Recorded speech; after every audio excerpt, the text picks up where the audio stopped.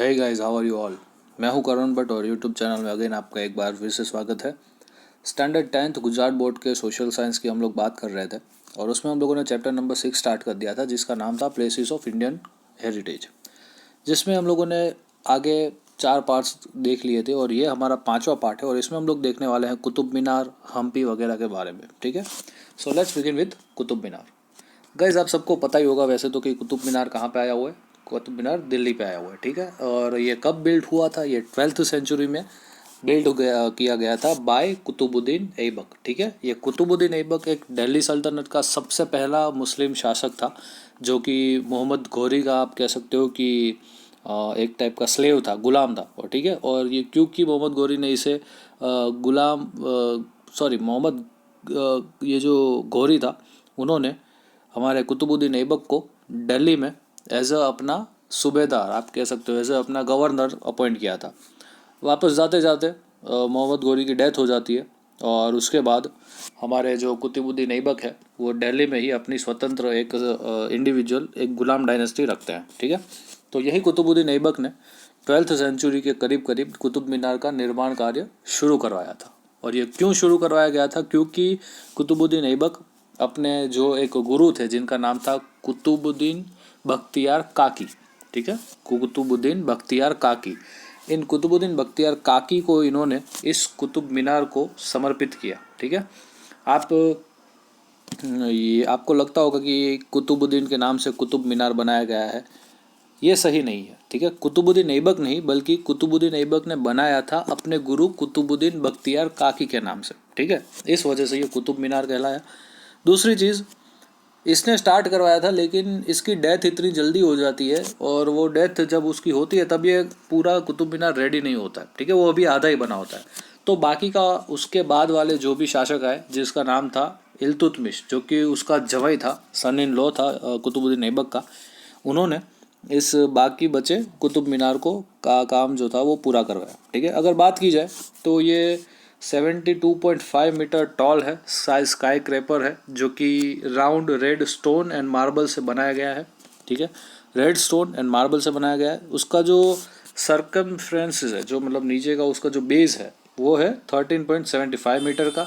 ये थोड़े technical terms है, आप याद नहीं रखोगे तो भी चलेगा। आपके लिए मोस्ट इम्पोर्टेंट चीज़ ये है कि इसके ऊपर जो कुरान की जो सारी आयत है, ठीक है, मतलब हमारा जैसे वेद में श्लोक होता है वैसे कुरान में आपको आयत्स मिलेगी। तो ये जो आयत है वो इस पूरे पर्टिकुलर इस हर एक पोल पे, ठीक है, हर एक पूरा कुतुब मीनार के हर एक स्लैब्स पे आपको वो देखने को मिलेगा।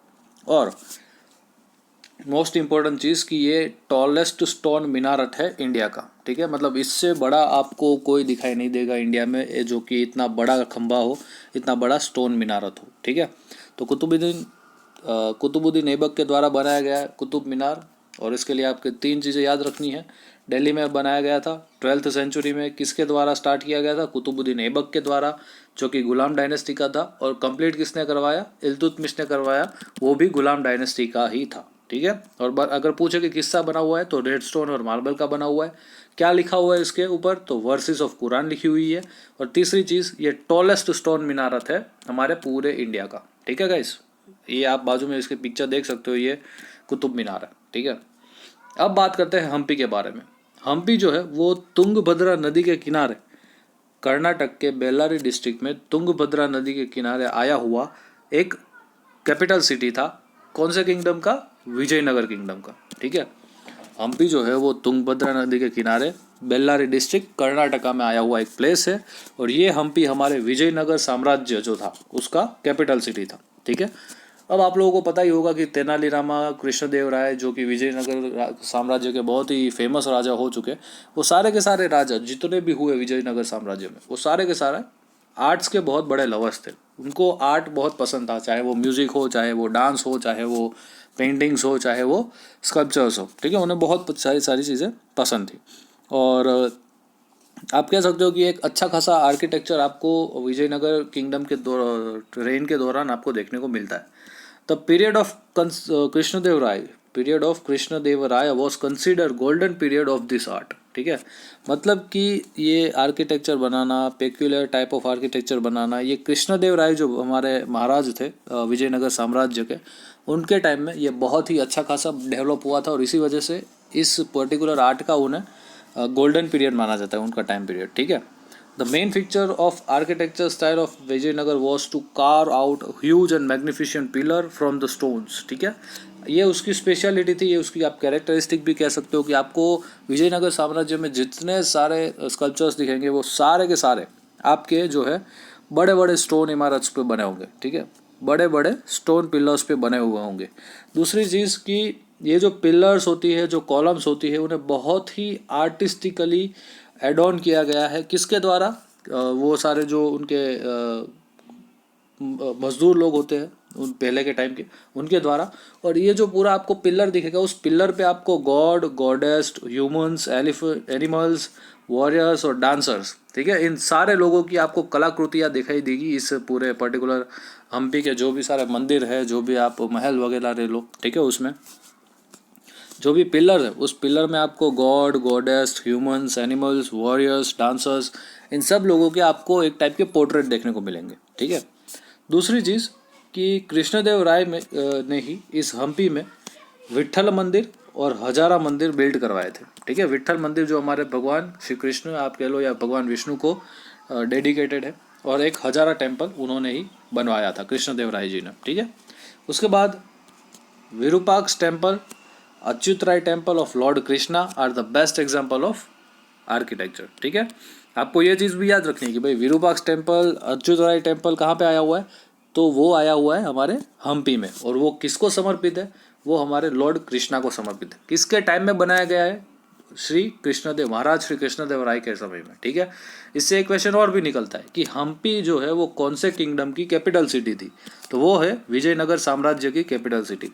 एक और क्वेश्चन यहाँ पे आप ले लो कि कौन सी नदी के किनारे आया हुआ है, तो तुंगभद्रा नदी के किनारे, ठीक है। तो बहुत सारे इंपॉर्टेंट फैक्ट्स निकलते हैं यहाँ से। उसके बाद बात करते हैं हमारे हुमायूंस टॉम्ब के बारे में। The tomb of Humayun at Delhi is the best specimen of Mughal architecture, ठीक है। आप इसे कह सकते हो कि जो सबसे पहला मुगल आर्किटेक्चर्स बने, ठीक है, जो शुरुआती दौर पे बने थे बाबर, हमारे हुमायूं के टाइम में, उसमें ये सबसे बेस्ट आर्किटेक्चर आप कह सकते हो। After the death of Humayun it was built by his wife and queen Hamida Bano, ठीक है। मतलब कि जब हुमायूं की डेथ हो गई तो टॉम्ब यानी बेसिकली उन लोगों की, हम लोग जो हिंदुओं में समाधि कहते हैं, वैसे ही ये हुमायूं की समाधि है जिसके ऊपर एक पूरा टॉम्ब टाइप बनाया हुआ है। और इसको किसने बनवाया था? इसको हमीदा बानो बेगम ने बनाया था, जो हुमायूं की वाइफ थी और अकबर की माता। This tomb was made in Iranian style of art. तो आपको ये याद रखना है, ये इंपॉर्टेंट बन जाता है आपके लिए कि ये ईरानियन स्टाइल में बनाया हुआ एक पूरा आर्ट है। और दूसरी चीज़, यहाँ पे सिर्फ दो पत्थरों का बहुत ज़्यादा इस्तेमाल हुआ है, रेड और वाइट स्टोन, ठीक है। रेड और वाइट स्टोन से बहुत अच्छी तरीके से आपको ये हुमायूं का टॉम्ब बनाया गया था।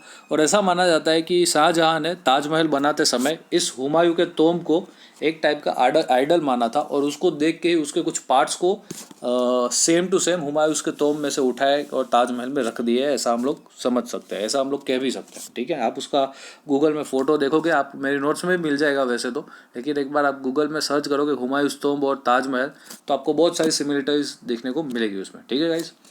और बस आज के लेक्चर में इतना ही रखते हैं। ये 3 टॉपिक हमारे हम लोगों ने जो कवर अप किए, एक है कुतुब मीनार, दूसरा है हम्पी, और तीसरा जो हुमायूं का टॉम्ब हम लोगों ने देखा। अगले सेशन में बात करेंगे फोर्ट ऑफ आगरा के बारे में और ताजमहल के बारे में, ठीक है गाइस। आई होप आप लोगों को ये वीडियो अच्छा लगा होगा। और गाइस प्लीज़, आपको अगर अच्छा लगा हो तो इस बार सब्सक्राइब भी कर दीजिएगा और लाइक भी कर दीजिए, और बहुत अच्छा लगा हो तो आप कमेंट भी कर सकते हो, ठीक है। डिस्क्रिप्शन बॉक्स में आपको मेरी टेलीग्राम की लिंक भी मिल जाएगी, प्रीवियस वीडियोज़ की लिंक भी मिल जाएगी, और साथ ही साथ आपको मेरी नोट्स भी मिल जाएगी इस पर्टिकुलर चैप्टर के बारे में, ठीक है गाइस। मिलते हैं अगले सेशन में एक नए टॉपिक के साथ, और तब तक के लिए जय हिंद।